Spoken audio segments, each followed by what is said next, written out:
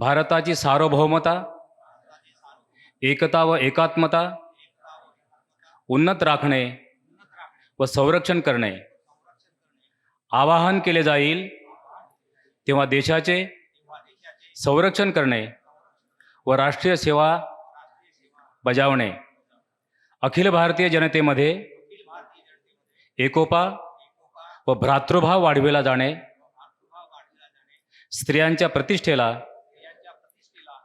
उणेपणा आणणाऱ्या प्रथांचा त्याग करणे, आपल्या संमिश्र संस्कृतीच्या वारशाचे जतन करणे, अरण्ये, सरोवरे, नद्या व वन्यजीवसृष्टी, नैसर्गिक पर्यावरणाचे रक्षण,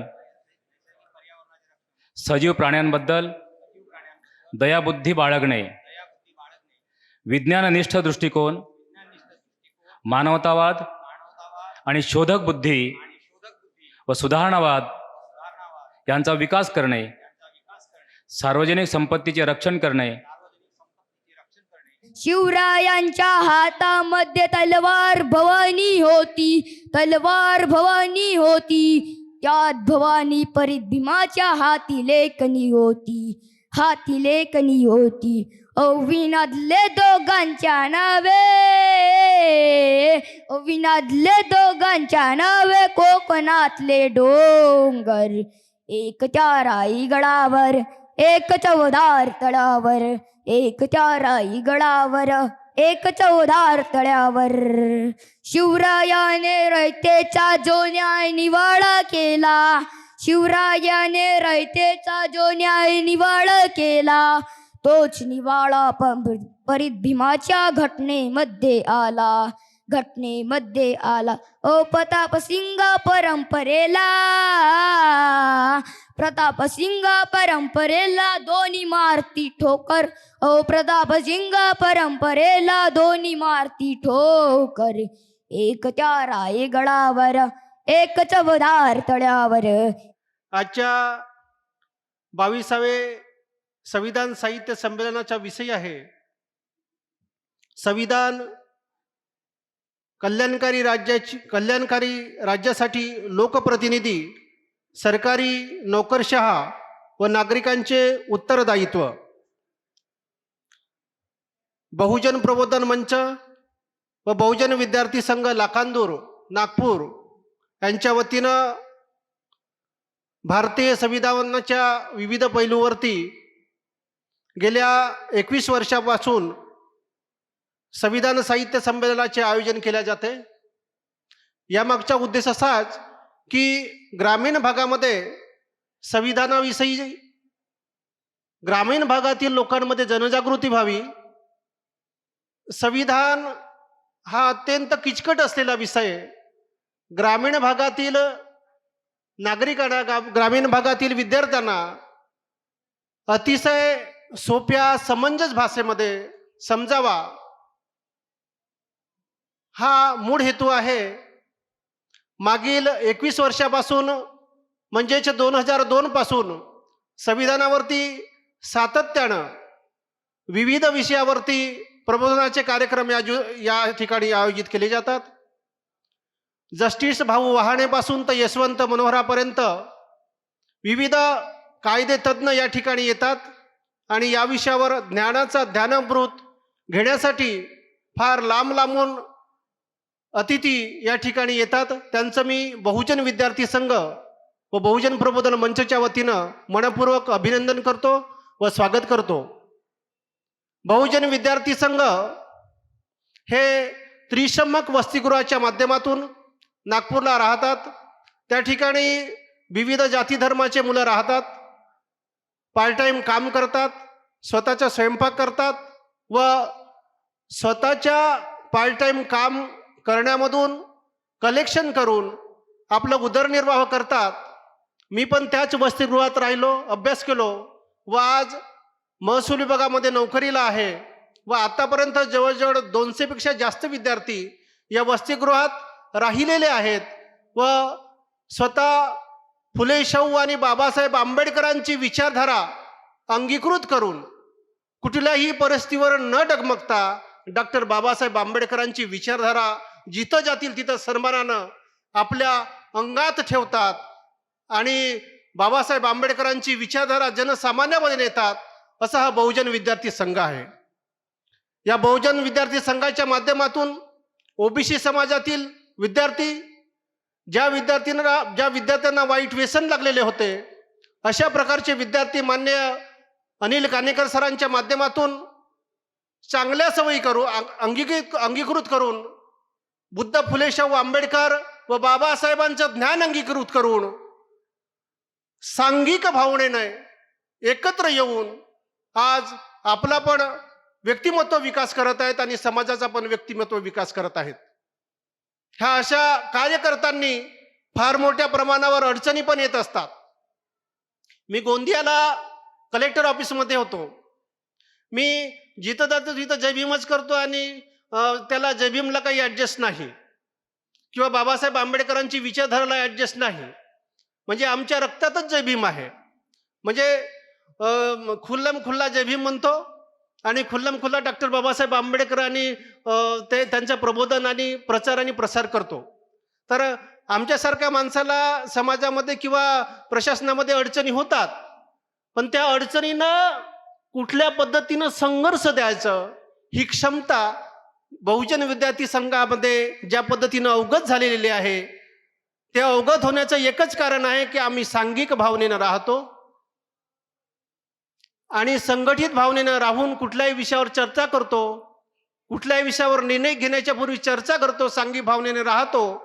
आणि त्यामुळेच आम्ही आत्तापर्यंत नागपुरामध्ये गेल्या 15-16 वर्षापासून आज एका कुटुंबातील नवरा बायकोचा पटत नाही, परंतु आमचा बहुजन विद्यार्थी संघ गेल्या 15-20 वर्षापासून सातत्यानं कार्यरत आहे. मित्र हो, कार्यक्रमाचे नियोजित पाहुणे आमच्या विचार मंचावर येत आहेत, सभामंडपी स्थानापन्न झालेल्या आहेत व आजच्या 22व्या राष्ट्रीय संविधान संमेलनाच्या नियोजित विषयाला, ज्या विषयाची आपण आतुरतेनं वाट पाहतात, त्या नियोजित विषयाला म्हणजेच संविधान कल्याणकारी राज्यांसाठी लोकप्रतिनिधी आणि सरकारी नोकरशाह व नागरिकांचे उत्तरदायित्व या विषयाला अवघ्या काही वेळामध्ये सुरुवात होत आहे.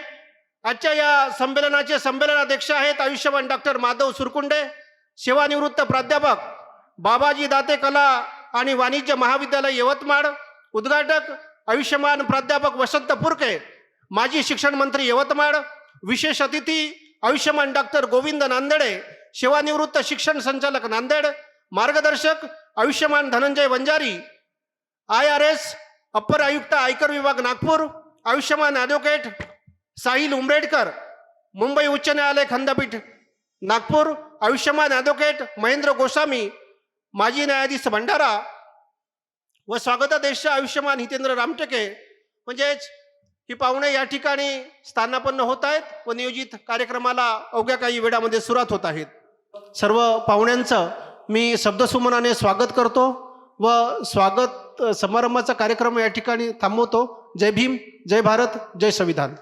आज लाखांदूर में बहुजन प्रबोधन मंच के इस तत्वाधान में 22वें राष्ट्रीय संविधान साहित्य सम्मेलन का आयोजन किया गया है और इस मौके पर सम्मेलन के अध्यक्ष डॉक्टर माधव सरकुंडे साहब, उसी प्रकार से अभी बाबा साहब और संवैधानिक संस्कृति पर बहुत ही सरल तरीके से, बहुत ही मार्मिक तरीके से हमको जिन्होंने अपने वाणी से मार्गदर्शन किया, ऐसे प्राध्यापक वसंत पुरके साहब, माजी शिक्षण मंत्री. उसी प्रकार यहाँ पर अभी जिन्होंने अपना एक संक्षिप्त वक्तव्य दिया, ऐसे एडवोकेट साहिल उमरेडकर साहब, मुंबई उच्च न्यायालय. यहाँ पर विशेष रूप से उपस्थित एडवोकेट महेंद्र गोस्वामी जी, माजी न्यायाधीश, और जिनके माध्यम से आप सब लोग, हम सब लोग इतने वर्षों से ये संविधान साहित्य सम्मेलन का जो यहाँ पर आयोजन किया जाता है, ऐसे कानेकर गुरुजी और इतनी बड़ी तादाद में यहाँ पर उपस्थित तमाम नागरिकगण, माता बहनें और वरिष्ठ कार्यकर्ता, साथियों, मैं हिंदी में बोलूंगा, एनी प्रॉब्लम? अभी साहब ने बोला दिस इज द बिग प्रॉब्लम। तो मुझे उम्मीद है कि आप सब लोगों को हिंदी समझ में आएगी, मैं हिंदी में बोलूंगा। साथियों, आज जो विषय यहां पर रखा गया है और चूंकि समय भी सीमित है, तो मैं कोशिश करूंगा कि उस विषय से ही संबंधित कुछ चंद बातें आपके सामने रखूं। आज का जो विषय यहां पर रखा गया है, कल्याणकारी राज्यासाठी लोकप्रतिनिधी, सरकारी नोकरशाह व नागरिकांचे उत्तरदायित्व।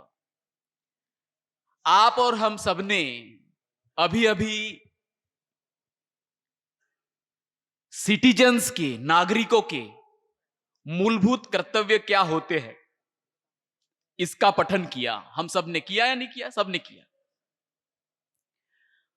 और बार बार इस बात के ऊपर जोर दिया जाता है, बार बार इस बात को दोहराया जाता है कि हम सबने मूलभूत कर्तव्यों का निर्वाह करना चाहिए, उसका पालन करना चाहिए, वह जरूरी है, संविधान में भी दिए गए हैं। और विस्तार से अभी पुरके सर ने हमको बताया उसके बारे में। लेकिन आप थोड़ा सा सोचिए इसके बारे में कि हम बार बार इस बात के ऊपर जोर देते हैं कि कर्तव्यों का निर्वाह होना चाहिए, इसका पठन होना चाहिए, लेकिन आप कल्पना कीजिए कि फिर इस तरीके से क्यों नहीं हो पाता। अगर हम 70 साल से अंग्रेजों के गुलामी के बाद हमारा जब देश का संविधान बना और उसके कार्यान्वयन के बाद से अभी तक लगभग 70 सालों से इसके ऊपर जोर देते जा रहे हैं, देते आ रहे हैं, लेकिन आप सब मुझे बताइए और ईमानदारी से बताइएगा, आप क्या आप हर दिन इन कर्तव्यों का उल्लंघन देखते हैं या नहीं देखते? जोर से आवाज दीजिए आप। इन कर्तव्यों का उल्लंघन देखते हैं या नहीं देखते? देखते हैं, बराबर है, देखते हैं।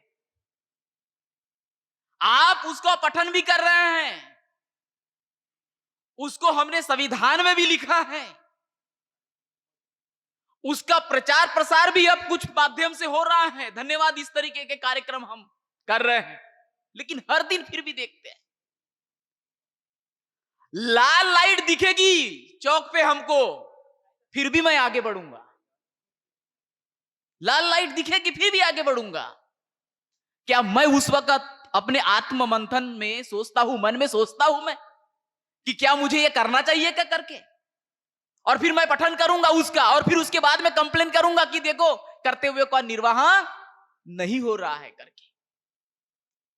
आप गाड़ी चला रहे हैं, आप 4 व्हीलर में हैं, आप 2 व्हीलर में हैं, और पैदल चलने वाले व्यक्ति को बोल रहे हैं कि तू कर्तव्यों का निर्वाह कर करके। आप मुझे बताइए ये कितना तर्कसंगत है, कितना न्याय संगत है? ये क्यों इस तरीके से होता है? उसका क्या कारण है? उसका फंडामेंटल रूट्स कहां है? Where are the roots? हमको ये देखने की जरूरत है, और वो रूट्स आपको अपने पास ही मिलेगा। वो ये है कि जिन लोगों के पास में अथॉरिटी है, जिन लोगों के पास में पावर है, जिन लोगों के पास में सत्ता है, चाहे वो घर से शुरू क्यों ना हो रही हो, अगर वो कर्तव्यों का निर्वाह नहीं करेंगे तो आम इंसान से आप अपेक्षा करोगे कि वो कर्तव्यों का निर्वाह करेंगे करके? अरे आम नागरिकों के फंडामेंटल राइट्स का ही बराबर निर्वाह नहीं हो पा रहा है, उसका इंप्लीमेंटेशन नहीं हो रहा है, और आप उससे अपेक्षा कर रहे हो कि कर्तव्यों का निर्वाह कर करके।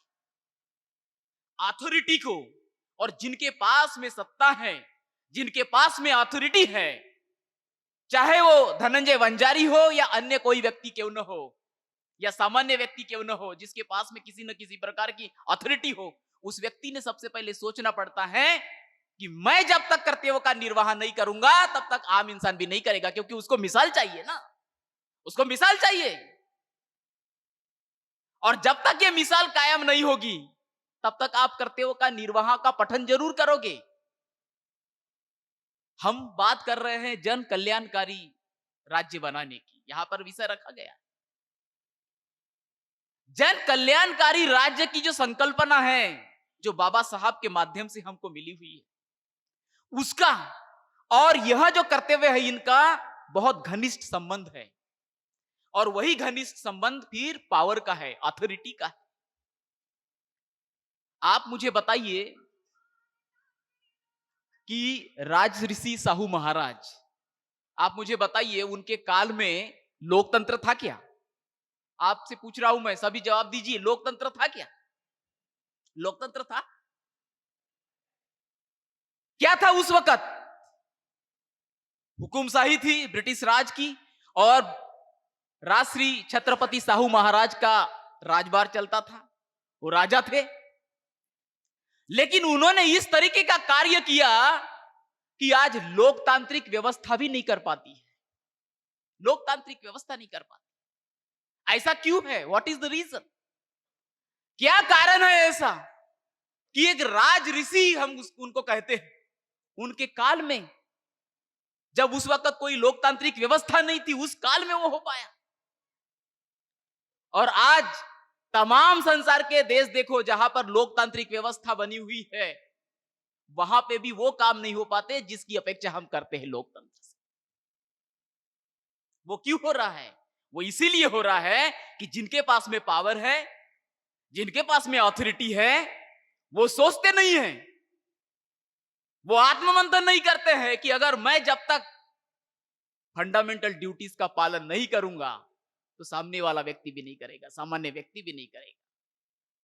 और जब तक जो अथॉरिटी में बैठे हुए लोग हैं वो फंडामेंटल ड्यूटीज का पालन नहीं करेंगे, वो डायरेक्टिव प्रिंसिपल्स का पालन नहीं करेंगे, वो राज्य के नीति निर्देशक तत्वों का पालन नहीं करेंगे, तो आप कल्पना मत कीजिए कि कोई वेलफेयर स्टेट या जन कल्याणकारी राज्य की कोई हमको कार्यान्वयन दिख सकता है। कई बार भारत के संविधान के बारे में कोई टिप्पणी करता है, वो लोग भारत के संविधान के जो मूलभूत ढांचा है उसके ऊपर प्रश्न चिन्ह खड़ा कर रहे हैं, फंडामेंटल राइट्स के ऊपर प्रश्न खड़ा कर रहे हैं। देश के संविधान की जो मूल संरचना है, मूल जो स्पिरिट है, उसके ऊपर आज वो प्रश्न खड़ा कर रहे हैं। आप इस चीज को समझने की कोशिश कीजिए। उस वक्त प्रक्रिया बन रही थी, अंग्रेज जा रहे थे और डॉक्टर बाबा साहब अंबेडकर के नेतृत्व में देश में संविधान बन रहा था। उस वक्त वो देख रहे थे कि क्या हो रहा है करके। और आज जब देश के संविधान के माध्यम से वो लोग जो पहले पिछड़े माने जाते थे, जो लोग हाशिए पे थे, और देश के संविधान के माध्यम से जब वो लोग आगे बढ़ने लगे, समाज में परिवर्तन होने लगा, तो उन्होंने देखा कि नहीं, ये लोग गर्व कर रहे हैं, ये घमंड कर रहे हैं, इनमें अहंकार आ गया है। समता की बात करना, समानता की बात करना, इक्वलिटी की बात करना, लिबर्टी की बात करना, डिस्क्रिमिनेशन के अगेंस्ट में बोलना, ये अहंकार की बात नहीं है, न्याय की बात है। ये न्याय की बात है। लेकिन जिन लोगों को ऐसा लगता है कि उनकी हुकूमत हमेशा रहनी चाहिए, जिन लोगों को ऐसा लगता है कि जो हुकूमत उनके पास में थी वो हमेशा रहनी चाहिए, उन लोगों को यह लगता है कि इक्वलिटी का मतलब जैसे कि ये लोग अहंकार कर रहे हैं। ऐसा नहीं है साथियों। विडंबना इस चीज की है, दुनिया के तमाम देश देखिए आप, लोकतंत्र का इतिहास कितना रहा होगा। लोकतांत्रिक व्यवस्था जब हमारे इंसानियत जगत में यानी वर्ल्ड में आई होगी, कितना रहा होगा? आपको पता है कि पहले प्राचीन इतिहास में भी 2500 साल पहले भी लोकतांत्रिक व्यवस्था थी। आप देखिए, आपको पता हो। लेकिन उस प्राचीन काल को छोड़ दीजिए, आज की स्थिति की हम अगर बयां करें, आज की स्थिति को हम अगर बताएं, तो करीबन 300-400 साल अमेरिका को अगर लिया जाए तो 300-400 साल से लोकतांत्रिक व्यवस्था। उसके पहले तो मोनार्की थी, उसके पहले किंगडम्स थे, उसके पहले अथॉरिटेरियन गवर्नमेंट्स थे, जो फॉर्मेट बता रहा हूं मैं। लेकिन इन 400, 500 या 300 से 400 वर्षों को अगर आप लोगे तो आपको एक चीज दिखाई देगी, प्रॉब्लम कहां है। आज तो सब हम देख रहे हैं कि तमाम मुल्क जो है वो लोकतांत्रिक व्यवस्थाएं हैं। सारे, लगभग सारे मुल्कों ने लोकतांत्रिक व्यवस्था अपनाई हुई है। लेकिन लोकतांत्रिक व्यवस्था के अनुसार नजारा दिखाई देता है क्या उन मुल्कों में? सभी में, इन मुल्कों में लोकतांत्रिक व्यवस्था दिखाई देती है क्या एक्चुअल सोसाइटी में? आप सब लोगों से पूछ रहा हूं मैं। लोकतांत्रिक व्यवस्था होने के बावजूद भी अगर लोकतांत्रिक स्पिरिट नहीं हो तो उस व्यवस्था का क्या मतलब है? इसका मूल कारण क्या है? मूल कारण यह है कि एक सामाजिक संगठन या एक सामाजिक वर्ग दूसरे सामाजिक वर्ग के ऊपर हुकूमत करना चाहता है। एक व्यक्ति दूसरे व्यक्ति के ऊपर हुकूमत करना चाहता है। एक सोशल ग्रुप दूसरे सोशल ग्रुप के ऊपर हुकूमत करना चाहता है। ये आज हो रहा, ऐसा नहीं है, पहले भी होता आ रहा। लेकिन उसमें प्रॉब्लम क्या है? बाबा साहब कहते हैं कि जो डेमोक्रेसी का लवर है, उन्होंने इन शब्दावली का उपयोग किया है, द लवर ऑफ डेमोक्रेसी। जो डेमोक्रेसी का लवर है उसको डेमोक्रेटिक कॉन्स्टिट्यूशन इजाद करते वक्त इस बात का ध्यान रखना चाहिए कि एक ही वर्ग फिर से पावर में न आए, फिर से पावर में न आए। मैं आप लोगों के लिए डॉक्टर बाबा साहब आंबेडकर जो बोलते हैं उसको आपके सामने मैं रखना चाहता हूं। वो क्या कहते हैं? इन डिजाइनिंग अ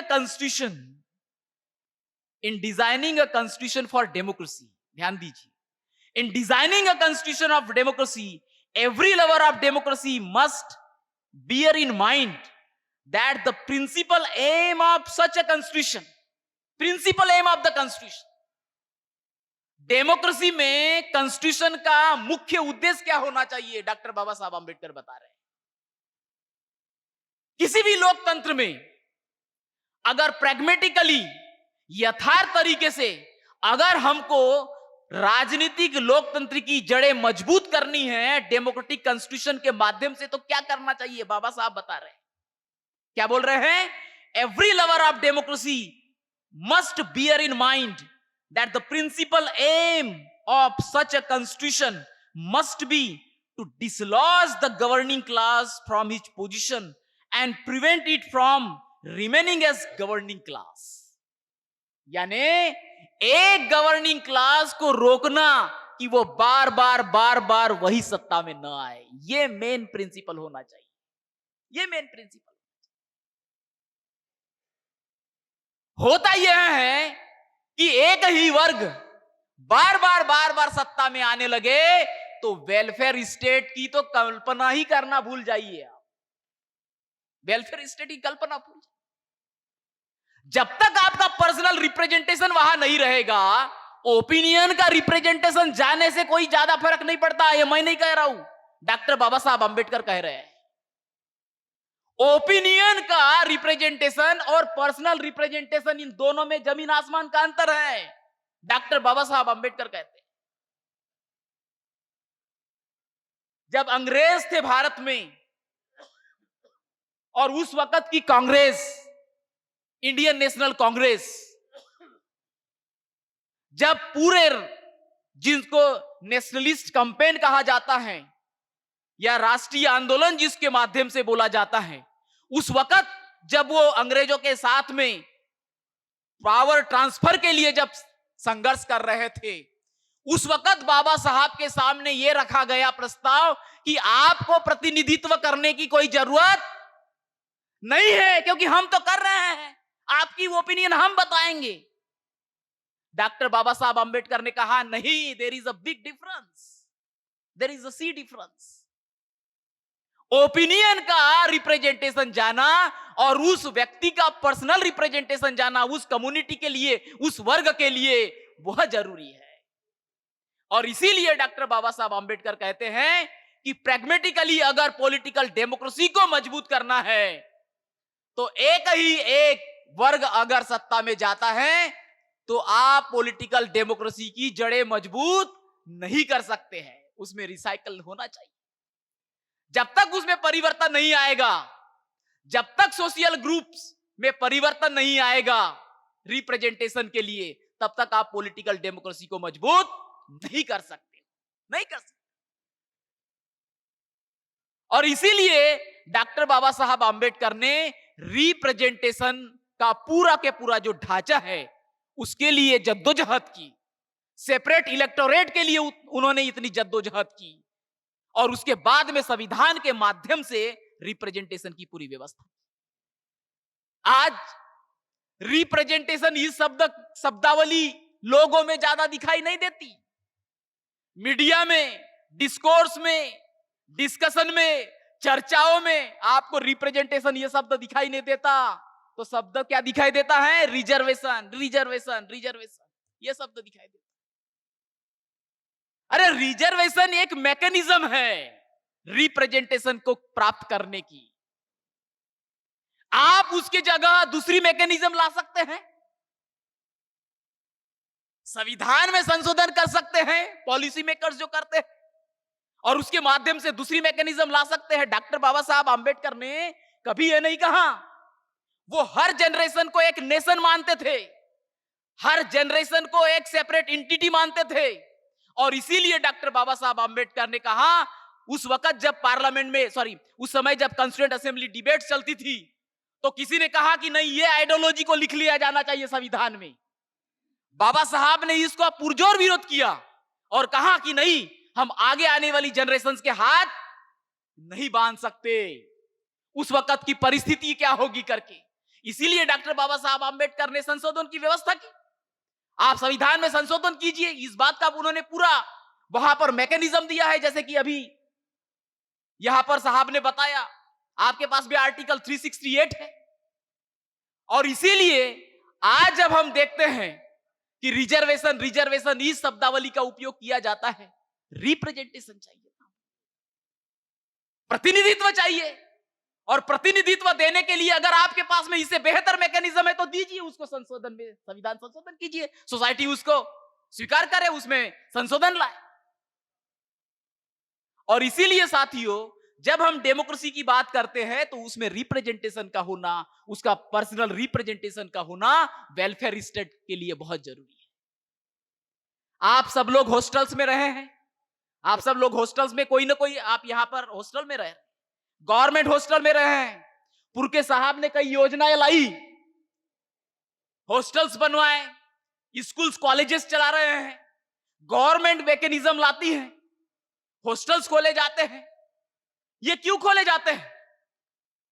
अगर धनंजय वंजारी जैसा एक ग्रामीण अंचल से आने वाला लड़का, एक गांव से आने वाले लड़का, वो कलेक्टर बनना चाहता है, वो राष्ट्रपति बनना चाहता है, वो एमएलए बनना चाहता है, वो एमपी बनना चाहता है, लेकिन जैसे अभी पुरके साहब ने बताया, उसका पढ़ना लिखा होना जरूरी है क्या नहीं? उसका एजुकेटेड होना जरूरी है क्या नहीं? लेकिन अब जब वो एजुकेशन लेने जाएगा तो उसके लिए रिसोर्सेज चाहिए, संसाधन चाहिए। और अगर उसके पास में संसाधन नहीं है तो राज्य का नीति निर्देशक तत्व यह कहता है कि उसको वह प्लेटफॉर्म दो, प्लेटफॉर्म दो। और इसीलिए आपके लिए स्कीम्स बनाई जाती हैं, आपके लिए हॉस्टल्स तैयार किए जाते हैं ताकि आप शिक्षित बनो, आपको एक प्लेटफॉर्म मिलता है। और प्लेटफॉर्म के बाद में मिलने के बाद ही आप अपने फंडामेंटल राइट का उपयोग करके कलेक्टर या राष्ट्रपति बन सकते। यह ताकत है। और इसीलिए डॉक्टर बाबा साहब अंबेडकर ने देश के संविधान के पार्ट 3 में फंडामेंटल राइट्स का प्रावधान किया है। आप लोगों ने पढ़ा या नहीं पढ़ा? पार्ट 3 देखा है क्या संविधान का? हाथ खड़ा कीजिए तो जरा। देश के संविधान का पार्ट 3 किस किसने देखा है? जरा हाथ खड़ा कीजिए। माता बहनें यहां पर है, लाखांदूर तो प्रसिद्ध है, इधर हाथ खड़ा कीजिए। पार्ट 3 किस किसने देखा है? किसी ने नहीं? किसी ने तो देखा होगा। भारत के संविधान के पार्ट्स है, लगभग 22 पार्ट्स है। एम आई करेक्ट? 22 भागों में भी विभाजित किया गया है और हर भाग में फिर अनुच्छेद है, आर्टिकल है, क्लॉज है, सब क्लॉज है, एक्सप्लेनेशन है। तो ऐसे जो 22 पार्ट्स है उसमें से पार्ट 3 में आपके मूलभूत अधिकारों का जिक्र किया गया है। मूलभूत अधिकारों आर्टिकल 12 से लेके आर्टिकल 36 तक, if I am not wrong, या 35 तक। लेकिन ये फंडामेंटल राइट्स का उपयोग तभी आप अच्छे से उपयोग कर सकते हो जब आप सक्षम बनोगे उस फंडामेंटल राइट्स का उपयोग करने के लिए। आपके मन में कलेक्टर बनने की इच्छा है, प्रधानमंत्री बनने की इच्छा है, राष्ट्रपति बनने की इच्छा है, कमिश्नर बनने की इच्छा है, एमएलए बनने की इच्छा है, यह आपका फंडामेंटल राइट है, मूलभूत अधिकार है। लेकिन मूलभूत अधिकार उपयोग करने के लिए आपको उतना सक्षम बनना जरूरी है ना। तो सक्षम ही नहीं बनोगे तो फंडामेंटल राइट का उपयोग क्या है? वो लिखे हुए रहेंगे, लिखे हुए रहेंगे। आप तो कई बार कंप्लेन करते हैं ना कि ऐसा व्यवस्थित नहीं हो रहा है, हमें ये नहीं मिल रहा है, हमें वो नहीं मिल रहा है। आप सब कंप्लेन करते हो नहीं करते हो? जो नजारा देखते हो कई बार। तो इसका मतलब यह हुआ कि आपके मन में कुछ करने की तमन्ना है, आपके मन में अपने फंडामेंटल राइट्स के अनुसार कुछ कर गुजरने की तमन्ना है, जो करना चाहते हो। लेकिन जब तक आपको प्लेटफॉर्म ही नहीं मिलेगा, अपॉर्चुनिटी ही नहीं मिलेगी, अपॉर्चुनिटी रहेगी ही नहीं, तो आप वो फंडामेंटल राइट्स लिखे रहेंगे, आप उसका उपयोग नहीं कर सकते हैं, नहीं कर सकते। और इसीलिए मैं हमेशा जहां भी जाता हूं मैं ये कहता हूं कि आप जब संविधान की बात करते हैं, संवैधानिक नीतिमत्ता की बात करते हैं, प्रियम्बल की बात करते हैं और सिटीजन्स के उत्तरदायित्व की बात करते हैं, तो हमेशा याद रखिए कि सिर्फ संविधान दिवस मनाने से या गणतंत्र दिवस मनाने से आप संविधान को समाज में नहीं देख सकते। आपको यह इंश्योर करना पड़ेगा कि चुनाव के दिन भी आप संविधान की नीतिमत्ता का पालन कर रहे हो, संविधान की नीतिमत्ता, कॉन्स्टिट्यूशनल मोरालिटी का पालन कर रहे हो। आप सब लोगों को पता है ना बाबा साहब ने क्या कहा है, कॉन्स्टिट्यूशनल मोरालिटी शब्द इतना बड़ा शब्द, आप इसके ऊपर जितना पढ़ोगे उतना कम।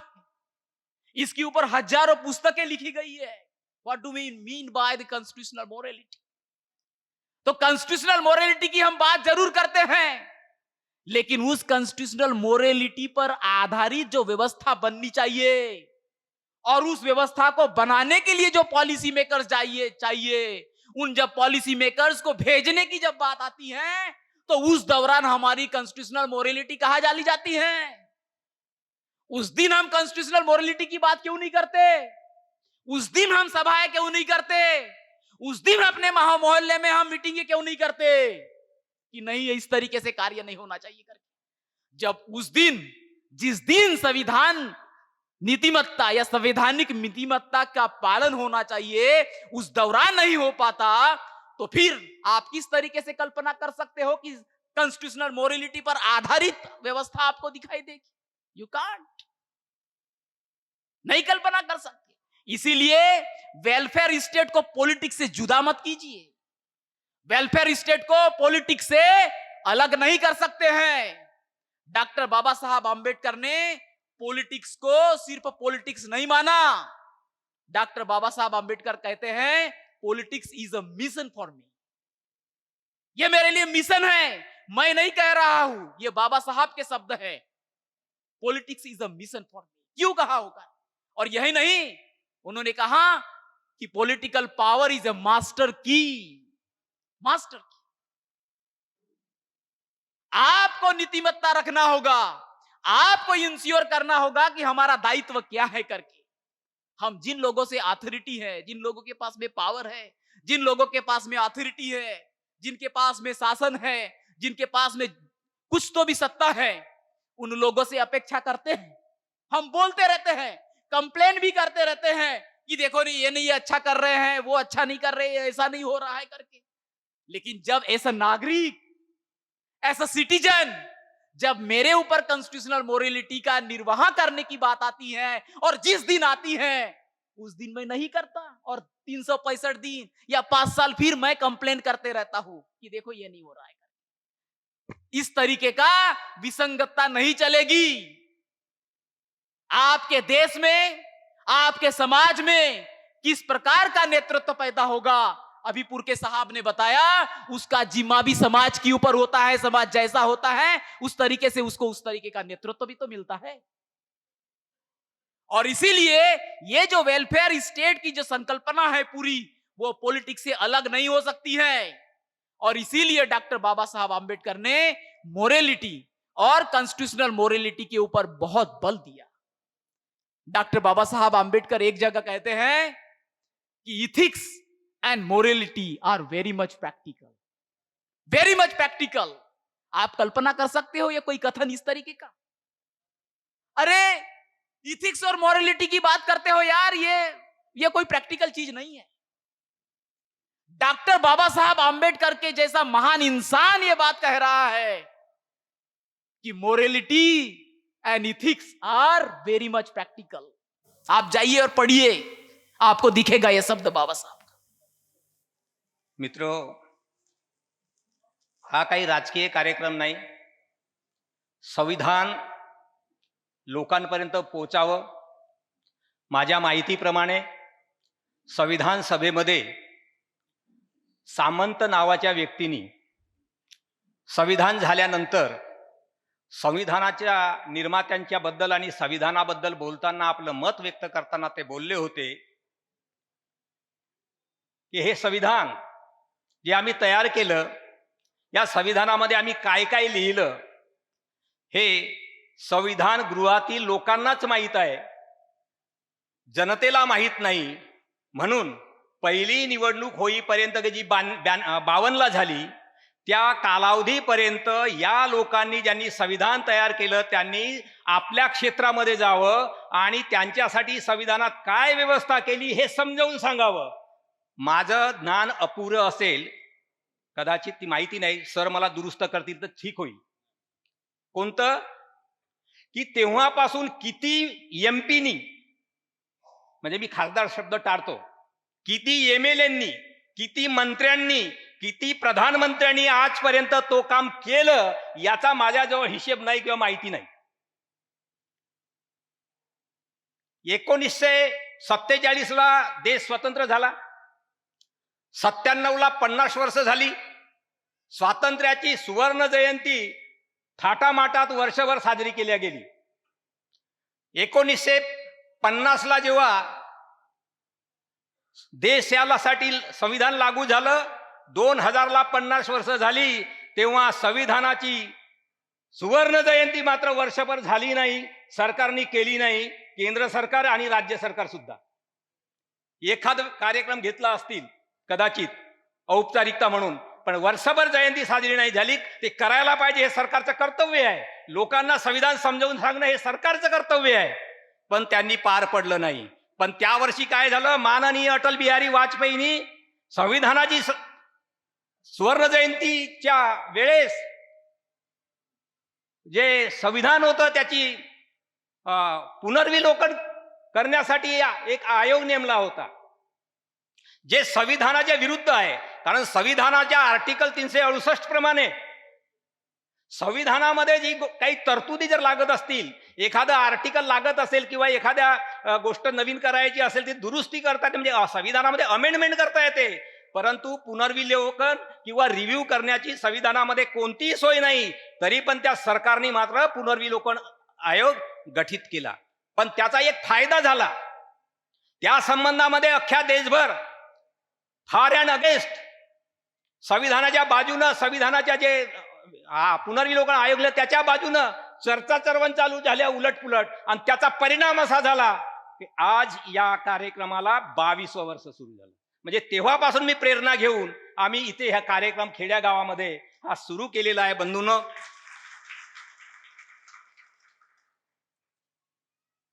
आज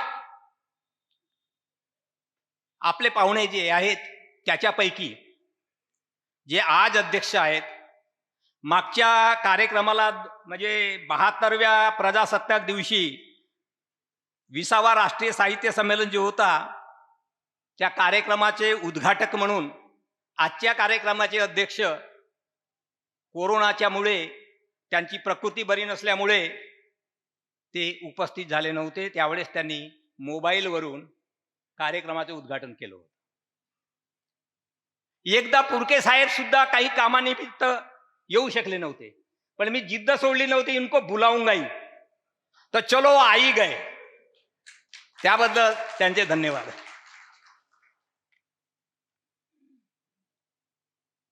दरवर्षी आम्ही वेगवेगळे विषय जे समाजाच्या उपयोगाचे आहेत असे विषय विचार करून आम्ही लावत असतो. आपण सगळेच लोकांना वाटतं की सरकारने सगळं करावं, प्रशासनातल्या लोकांनी सगळं करावं आणि नागरिकांनी काय करावं. म्हणजे आपण जास्तीत जास्त अपेक्षित असतो, पण आमचं काही उत्तरदायित्व आहे का? आणि म्हणून गेल्या वर्षीपासून आम्ही कार्यक्रमाचं जेव्हा उद्घाटन करतो तेव्हा फक्त उद्देशिका वाचन करून करत होतो. पण गेल्या वर्षीपासून आम्ही पुन्हा त्यात ऍड केलं की जे संविधानाची मूलभूत कर्तव्ये आहेत नेमकं त्याचीच कमी आहे. आणि म्हणून संविधानाचे जे मूलभूत कर्तव्य आहे त्याचं पण वाचन झालं पाहिजे, कारण लोकांना कळलं पाहिजे की आमचे कर्तव्य नेमकं काय आहे. आणि म्हणून दोन्ही उद्देशिका आणि मूलभूत कर्तव्यांचं वाचन करून संविधान संमेलनाचं उद्घाटन झालं, असं आमचे उद्घाटन महोदयाला आम्ही सांगत असतो, साहेब असं घोषित करा. त्यामुळे काय होईल, हळूहळू लोकांपर्यंत ह्या गोष्टी पोहोचतील. एक आनंदाची गोष्ट सांगतो, कारण सर शिक्षण मंत्री होते. आता अलीकडे 10वी आणि 12वीच्या ज्या बोर्ड आहे, ज्या पुस्तकं छापतात, तिथे मात्र एक नवीन गोष्ट पाहायला मिळाली मला. उद्देशिका छापली जाते, सगळ्या पुस्तकामध्ये छापली जाते गव्हर्नमेंटच्या. आणि मला वाटतं या वर्षीचं जे एडिशन आलं 2022चं त्यामध्ये सुद्धा मूलभूत कर्तव्य छापल्या गेले आहेत. मी शासनाचं बोर्डाला धन्यवाद देतो की त्यांनी हे चांगलं काम केलं. पण मी या स्टेजवरून आणि माननीय माजी शिक्षण मंत्री आहेत त्यांच्या माध्यमातून हे सरकारपर्यंत त्यांची नाही म्हटलं तरी ओळख आहेच, तर हे आमचा संदेश पोहोचवतील, ती गोष्ट करायला लावतील की सगळ्या पुस्तकामध्ये सगळ्या A to Z हे मूलभूत कर्तव्य छापतीलच, पण भिंतीवर सगळ्या शाळेमध्ये लिहायला लावतील. आणि दररोज जसं राष्ट्रगीत म्हटलं जाते, प्रतिज्ञा म्हटलं जाते, आम्ही भारताचे लोक, सोबतच उद्देशिका म्हटलं जाते, सोबतच माझी विनंती आहे की मूलभूत कर्तव्य सुद्धा तिथे वाचले जावे दररोज. भारतीय राज्यघटनेच्या विचारांचं फलित म्हणून वसंत पुरके माणूस म्हणून या ठिकाणी उभा आहे.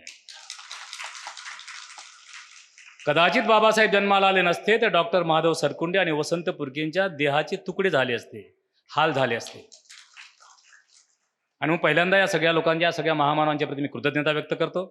त्यानंतर आजच्या कार्यक्रमाचे आमचे प्रमुख पाहुणे, खरं तर आम्ही दोघंही एकाच कॉलेजचे आहोत. महादेव सरकुंडे आजच्या कार्यक्रमाचे अध्यक्ष आहे आणि मला आपण उद्घाटक म्हणून ठरवलं, पण त्यातल्या त्यात गोविंद नांदेडे सुद्धा यायला अपेक्षित होते, पण ते येऊ शकले नाही. त्यानंतर आमचे साहिलजी उमरेडकर आहे, धनंजयजी वंजारी आहे, ज्यांची आमची याच्यापूर्वीच भेट झाली खोब्रागडे साहेबांच्या कार्यक्रमात.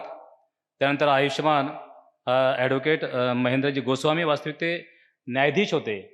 खरं म्हणजे आम्ही न्यायाधीशांच्या सोबत कधीच बोलत नसतो, अलीकडे न्यायाधीशही जाग्यावर राहिले नाही, पण तरी मात्र ज्युडिशियरी आणि पॉलिटिशियन ह्यांच्यामध्ये खूप संबंध असू नये. त्याचं कारण आहे की त्यांना टोटली इम्पार्शियल राहता आलं पाहिजे. आमचे काही लाख दोष गुण असेल ते त्यांना त्याच्याविषयी त्यांना परखड भूमिका व्यक्त करता यावी म्हणून आम्ही बोलत नव्हतो. आज आमचे हितेंद्रजी रामटेके त्यांनीही स्वतःची मतं व्यक्त केली. आणि बंधूंनो, माझा विषय असा दिलेला आहे की या लोककल्याणकारी राज्यामध्ये नेतृत्वाची जबाबदारी आणि ब्युरोक्रॅट्सची जबाबदारी आणि सर्वसामान्य माणसाला दिला जाणारा न्याय हा अतिशय क्लिष्ट असा मला विषय दिलेला आहे. त्याचा अर्थ मी घाबरण्याचं काही कारण नव्हे. बाबासाहेबांसाठी मला काही करता आलं नाही, पण गोस्वामी साहेब, ज्यावेळेस मी एजेड खोब्रागडे साहेब माझे जिवलग मित्र, मी जेव्हा पालकमंत्री वर्ध्याला होतो तेव्हा ते कलेक्टर होते. त्याच्याही पुढे त्यांनी सीओ म्हणून खूप छान काम केलं. आमचे हर्षदीप कांबळे हे आमची सगळी मित्रमंडळी. तिथं त्यांनी सरमनी मी असा एक उपक्रम राबवला की माझी ही प्रास्ताविका आहे, ज्याला आम्ही preamble is the soul of the constitution, preamble is the super prose poem म्हटलेलं येणार. खरं तर लोकशाहीचं हे महाकाव्य आहे. आणि म्हणून हे खऱ्या अर्थाने सगळ्यांच्या घराघरामध्ये, लोकांच्या मनामनामध्ये, रोमारोमामध्ये, रंध्रामध्ये गेलं पाहिजे की ज्या विचारांचा, ज्या उदात्त व्यापक आणि हिमालयाला स्वतःच्या उंचीची लाज वाटेल, कुठल्याही समुद्रालाही स्वतःच्या व्यापकतेचा संकोच वाटेल, इतकी सुंदर ही उद्देशिका, ही प्रेम लोकांच्या घरात पोचली पाहिजे. पण आमच्या काणेकरांची शंका आणि खंत व्यक्त केली आहे ती 100% खरी आहे. काणेकर साहेब, आम्ही आमदार झाल्याच्या नंतर आम्ही जेव्हा पहिल्यांदा सभागृहात जातो, त्या गोल गोल मोठ्या सभागृहात जातो, म्हणजे आवाज येतो सगळ्यांना, घुमत नाही ना? जेव्हा तिथे जातो तेव्हा आम्हाला विधानसभेची नियमावली मिळते. आणि त्यानंतर रात्रीचा दिवस करून नव्हे 2 वर्ष 11 महिने आणि 18 दिवस रक्त ओकून दिवसाची रात्र करून डोळे फोडून ज्या बाबासाहेबांनी समग्र मानवी समाजाचं उत्थापन व्हावं, नव्हे तथागतांना जे अपेक्षित होतं की भवतु सब्ब मंगलम किंवा जगा आणि जगुदे, ही जी फिलॉसॉफी होती, ह्या फिलॉसॉफीचं मूर्त स्वरूप माझ्या समग्र मानवी समाजात उतरावं. आणि म्हणून बाबासाहेबांनी सुंदर महाकाव्य लिहिलं. या महाकाव्याचा प्रचार झाला पाहिजे, प्रसार झाला पाहिजे, घराघरामध्ये गेलं पाहिजे, पण ते जात नव्हतं. अजूनही मनापासून ती शिरलेलं नाही. पण ज्यावेळेस मला संधी मिळाली, कारण मी या राज्याचा शिक्षण मंत्री होतो, तो शालेय शिक्षण मंत्री होतो, आणि इजेड खोब्रागडे साहेबांची फक्त 5 मिनिट चर्चा केली. आणि तेव्हापासून मी निर्णय घेतला की ही उद्देशिका पहिल्या वर्गापासून तर 12वीच्या वर्गापर्यंत प्रत्येक पुस्तकामध्ये ती छापल्या गेली पाहिजे. आणि तेव्हा ती छापल्या गेली. आज ती माझ्या प्रत्येक कॉलेजमध्ये बोलल्या जात आहे. आपली सूचना ही आहे की आमच्या सगळ्या लोकांना आमचे फंडामेंटल राईट्स माहीत आहे. जेव्हा मी या राज्याचा शिक्षण मंत्री होतो तेव्हा माझ्या अंगावर, मी जेव्हा शिक्षण मंत्री झालो तेव्हा माझ्या सगळ्या शिक्षकांनी खूप कौतुक केलं. अरे, वसंत पुरके माझ्यासोबतच कबड्डी खेळत होता. दुसरा, अरे, वसंत पुरके माझ्यासोबतच आलू बोंडे खात होता. हे अशा प्रकारे महिनाभर शाल आणि श्रीफळ मला देऊन माझा सत्कार झाला. त्यानंतर जेव्हा माझा ओरिजिनल कार्यक्रम सुरू झाला तेव्हा एकही मास्तर माझ्यासोबत नाही राहिला, एकही नाही राहिला. उलट एका बाईने मी लेखन वाचन हमी कार्यक्रम सादर केला होता. कारण बाबासाहेब म्हणायचे की education is the only the best weapon which can be use to change the whole world. अख्ख्या जगाला बदलायचं असेल तर शिक्षणाशिवाय पर्याय नाही. आणि म्हणून वसंत पुरके बाबासाहेबांच्या एका वाक्यासाठी मॅड झाला होता. कारण शिक्षण हे कोणाचं दूध आहे, आणि ते जर पेलो तर आपण गुरगुरल्याशिवाय राहत नाही. ही एक वाक्य माझ्या मनामध्ये भिनलं आणि मी ठरवलं, म्हटलं कुठलंही खातं दिलं तरी चालेल, पण जर शक्य होत असेल तर कोणतं घ्यावं. कारण अनेक आमचे पाटील आहे, जयंत पाटील आहे, RR पाटील आहे, आमचे बाळासाहेब थोरात आहे, हे सगळे लोक खूप चांगले चांगले म्हणजे खाते मागतात. त्यांना महसूल मिळते, कोणाला इरिगेशन मिळते, कोणाला बांधकाम विभाग मिळते, कोणाला गृह खातं मिळते, कोणाला नगर विकास मिळते. पण त्यांना एक मॅड माणूस सापडला होता, विलासराव देशमुखांना, की सर मला जमत असेल तर मला शिक्षण खातं द्या. मुरदाड खातं दिलं तरी मला त्याच्यामध्ये जान ओतल्याशिवाय राहणार नाही. हे शिक्षण खातं घेतल्यामुळे मला छोटीशी माझी प्रास्ताविका माझ्या घराघरामध्ये मला नेता आली. त्याचं कारण हे आहे, आणि आजही आपली सूचना ही आहे की हे मूलभूत कर्तव्य वाचल्या गेले पाहिजे. ज्या वेळेस माझे शिक्षक सगळेच माझ्यावर अंगावर येऊन भिडायचे, वरिष्ठ श्रेणी, निवड श्रेणी, वेतन भत्ते, TA आहे, DA आहे, अलाउन्सेस आहेत, सगळे आम्हाला मिळाले पाहिजे म्हणून सगळे लोक माझ्यासोबत भांडायचे. म्हणून सर मी माझ्या अप्रगत मुलांवरती विशेष उपचारात्मक वर्ग व्हावे म्हणून मी एक उपचार सुरू केला होता की वर्गात, शाळेमध्ये अर्धा तास अगोदर यायचं आणि अर्धा तास नंतर मुलांना शिकवायचं. एकही मुलगा अप्रगत राहू नये असा मी कार्यक्रम सुरू केला होता. त्याचं नाव होतं लेखन वाचन हमी कार्यक्रम, रीडिंग रायटिंग गॅरंटी प्रोग्राम. तर त्यावेळेस माझ्या शिक्षकांना शिक्षिका भगिनींना अर्धा तास अगोदर यावं लागत होतं, अर्धा तास नंतर थांबावं लागत होतं. हा कार्यक्रम सुरू झाल्यावर एकाही शिक्षकाने मला सपोर्ट केला नाही. एकाही शिक्षक आमदाराने माझं कौतुक तर नाहीच नाही, पण अक्षरशः माझी तेरवी केली, तिरडी काढली, प्रीतयात्रा काढली. मी बिलकुल डगमगलो नाही. एका महिलेनं ती इतकं सुंदर पत्र लिहिलं मला, जसं आपण तथागतांना परमकारुणिक म्हणतो का नाही, आदरणीय म्हणतो, वंदनीय म्हणतो, माननीय म्हणतो. त्या बाईने पत्र असं लिहिलं मला की अरे पुरक्या. खूप चांगलं होतं ते पत्र. अरे पुरक्या, तू मेला पाहिजे. मी माझ्या बायकोला पत्र दाखवलं, म्हणलं पाय तुझी तिची भाषा सारखीच आहे म्हटलं. ते पुन्हा बावडली माझ्यावर. अरे पुरक्या, तू मेला पाहिजे, तू असा तसा नाही मेला पाहिजे, जसा डॉक्टर जिचकार अपघातात मेला तसा मेला पाहिजे. गोस्वामी साहेब, कोणाच्या शापाने काही गायी मरणार आहे का? किंवा कावळ्याच्या शापाने गायी मरत नाही, गायीच्या शापाने कावळे मरत नाही. पण हा समाज जो आहे ना, हा देव दैव प्रारब्ध प्राक्तन जन्म पुनर्जन्म, पाप पुण्य, वर्तमान काळ भूतकाळ भविष्य, भविष्यकथन करणं, मुलबाळ न होत नसेल तर सत्यनारायणाची पूजा करणं, आणि तेही नसन जमत तर ज्याला ज्याला पोरं होत नसन त्यानं माझ्या वावरात यावं. कशासाठी? ज्याला एकच पोरग पाहिजे असेल त्याने एकच आंबा न्यावा. माझ्या देशात चाललं काय? मी काही जोकर नाही आहे. काय चाललंय? Science and technology is penance for growth and security of the nation. म्हणजे बाबासाहेबांनी थोडक्यात विज्ञानवादाशिवाय, म्हणजे बाबासाहेब एक म्हणायचे की तुम्ही देवदैव बाजूला ठेवा, एकच गोष्ट करा, तुम्ही विज्ञानवादाचा स्वीकार करा. मला बुद्धिजीवी समाज त्यांना हवा होता, पण विज्ञान स्वीकारला आपण, पण विज्ञानवाद नाही मी स्वीकारला. 50,000 पुस्तकं कोणाच्या ग्रंथालयामध्ये? बाबासाहेबांच्या. आणि त्या ग्रंथालयाचं नाव काय? राजगृह. हे तर माहीतच असेल, पण ज्या पुस्तकांच्यासाठी बाबासाहेबांचं उधारी घेत घेत घेत घेत जे घरच गहाण विकावं लागलं, त्या घराचं नाव काय माहित आहे का? त्या घराचं नाव आहे चारमिनार. बहीण आणि बाबा त्यांना वारंवार पुस्तकं घेऊन द्यायचे. इतका हट्टी माणूस पुस्तकासाठी की पुस्तकं पाहिजेच होते, आणि म्हणून उधारीमध्ये पैसे घेत घेत 4,000 झाले, 20 झाले, 15 झाले, 17 झाले, असे हजारो रुपये झाले. शेवटी ते घर उधारीमध्ये गहाण टाकावं लागलं. त्या घराचं नाव काय? ते घर होतं चारमिनार. आणि म्हणून मित्र, मला काही करता येऊ वगैरे न येऊ,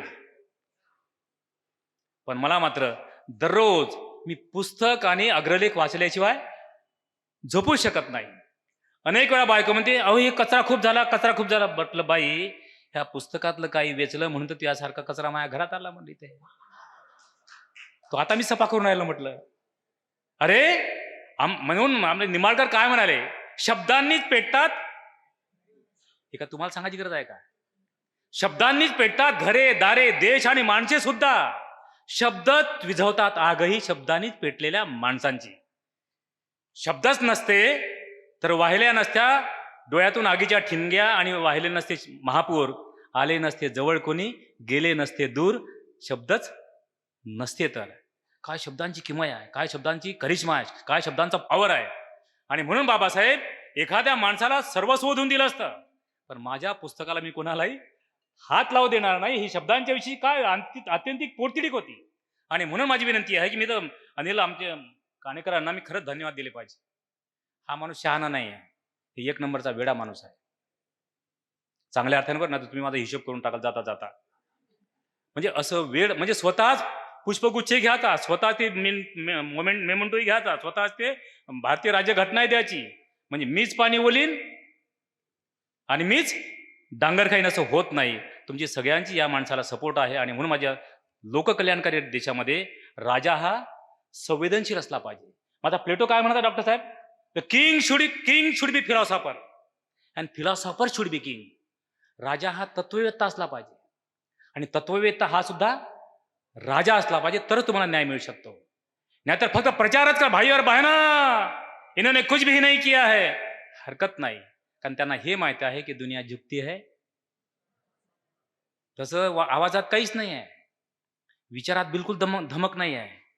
पण लोकांना माहिती आहे की दुनिया डमरू वाजवल्यानंतर डोलल्याशिवाय राहत नाही. आता किती दिवस डोलायचं तुम्ही ठरवलं पाहिजे. ज्याचं चुकलं त्याचा हिशोब तुम्ही केला पाहिजे. What is the wrong and what is the right, you have to decide it. म्हणून भारतीय प्रजासत्ताक मूल्य जर जपायची असेल तर तुम्हाला नेतृत्व हे लोकशाहीचं प्रचंड मोठं मंदिर हे नेतृत्वाच्या खांद्यावर उभं असतं मित्र. एक नेता मॅड जन्माला आला तर देशाचं वाटोळ झाल्याशिवाय राहत नाही.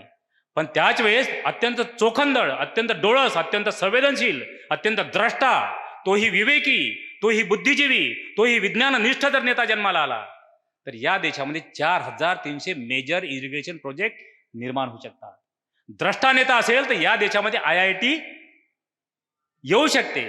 द्रष्टा नेता असेल तर खऱ्या अर्थाने सर्वसामान्य माणसाच्या अडचणी काय, समस्या काय, व्यथा काय, कथा काय हे जाणून घेऊन आपल्याला पुढे जाता येतं. मी आलो होतो प्रतिकात्मक सोबत आलो होतो, प्रशासकीय नेतृत्वाजवळ आलो होतो, मी पारंगत नेतृत्वापर्यंत आलो होतो. एक आहे वतनसिद्ध नेतृत्व. 12-12, 13-13, 14-14, 20-20 गावाचे इजारदाऱ्या, म्हणजे इजारदार पाटील, कुलकर्णी, देशपांडे यांना इंग्रजांच्या गेल्याच्या नंतर मात्र एका घराच्या चौकटीच्या मोबदल्यामध्ये 300 गावं मिळाले. किती गावाची इजारदारी? 300 गावांची इजारदारी मिळाली. तर इजारदारच आपण राहिलो पाहिजे, इज्जतदार असो की नसो, पण काय राहिलो पाहिजे? इजारदार राहिलो पाहिजे. अशा प्रकारे मगरुरी ज्यांच्या रक्तामध्ये आहे असं वतनसिद्ध नेतृत्व माझ्या देशामध्ये आजही आहे. आणि त्याच्यानंतर मित्र ते आहे सत्तानिष्ठ नेतृत्व. या पक्षातलं असो की त्या पक्षातून असो, कुठे राहिलो पाहिजे आपण? सत्तेतच राहिलो पाहिजे. पण मित्र, बाबासाहेबांनी वैचारिक निष्ठा जी जपली आहे ना, त्याला 1% सुद्धा बाबासाहेबांनी कॉम्प्रोमाइज केलेली नाही, बिलकुल नाही, नो कॉम्प्रोमाइज. आणि म्हणून मी नंबरपणे सांगतो, मी ज्या विचारधारेमध्ये आहे त्या विचारांच्या सोबत आहे, तिथे मी आयुष्यभर असणार आहे, 1% बेईमानी करणार नाही. आणि मी माझ्या सगळ्या काँग्रेसच्या लोकांना सांगितलं आहे, ज्या दिवशी वसंतपूर्की 1% जरी बेईमानी करेल त्या दिवशी जाहीर फाशी घेतल्याशिवाय राहणार नाही, हे मी त्यांना स्वतःहून सांगितलेलं आहे. पण माझे सत्तानिष्ठ जे नेतृत्व आहे हे सत्तेशिवाय राहतच नाही. दुसरं नेतृत्व आहे हेकेखोर नेतृत्व, बंडखोर नेतृत्व जे आहे. बंडखोर नेतृत्वामध्ये कोण आलेले आहे? त्यात बाबासाहेब आणि महात्मा फुले आहे. ते बंडखोर याच्यासाठी अरे ज्या कालबाह्य गोष्टी आहे. आणि म्हणून ज्या अस्पृश्यतेची झळ बाबासाहेबांना पोहोचली होती तेव्हा बाबासाहेबांनी 1934-35 साली जाहीर केलं होतं, या समाजाला मला सोडून जायचं नाही आहे. पण मला अशा प्रकारे इनह्युमन ट्रीटमेंट मिळत असेल, अमानवी मला वर्तन जर वागणूक जर मला मिळत असेल तर मी मात्र धर्मांतर केल्याशिवाय राहणार नाही, बाबासाहेबांनी घोषणा केली होती. पण तरी मात्र इतका प्रदीर्घ कालखंड गेल्यानंतर सुद्धा या भारतीय समाज व्यवस्थेतील अत्यंत प्रतिगामी विचारसरणी लोक बदलले नाही. बाबासाहेबांना रिलक्टंटली, मजबुरीने का असं नाही, इच्छा नसताना त्यांना धर्मांतर करावं लागलं. अशा प्रकारचे ह्या नेत्यांनी समाजाच्या ज्या कुचक्या चौकटी होत्या त्या तोडण्याचं काम केलं आणि म्हणून त्यांना मी बंडखोर नेते म्हणतो. आता राहिले मित्र फक्त वर्चस्वप्रिय नेते जे आहे, तसं हिटलर आहे, मुसोलिनी आहे, ही सगळी हिटलरच्या अवलादीची माणसं होती. माझं वर्चस्व जगाने खपूनच घेतलं पाहिजे अशा प्रकारचे विचार होते. तेव्हा हेही विचार आपल्याला मान्य असता कामा नये. त्याच्यानंतर आहे सत्तानिष्ठ नेतृत्व. या पक्षातून त्या पक्षात, त्या पक्षातून ह्या पक्षात. आता परवा आमच्या पक्षाचे जे प्रमुख काँग्रेसच्या गटामध्ये नंबर 1चं नेतृत्व असलेले आमचे नेते, त्यांचा अत्यंत जवळचा माणूस भाचा, ज्याचे वडील 12 वर्ष आमदार होते, ह्यांच्याच मेहरबानीने तोही मुलगा युवक काँग्रेसचा राज्याचा अध्यक्ष राहिलेला पोरगा काल पक्ष सोडून गेला. त्याला म्हणायचं काय?